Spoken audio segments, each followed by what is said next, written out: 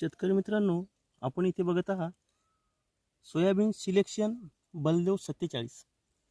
बुडाची जी जाडी आहे ती अशा प्रकारे जाड असते.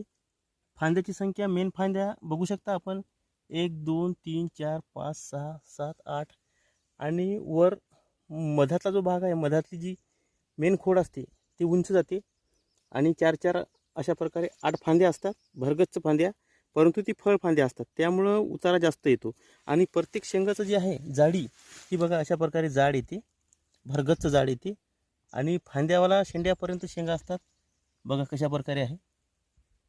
हे आहे सोयाबीन सिलेक्शन बलदेव 47.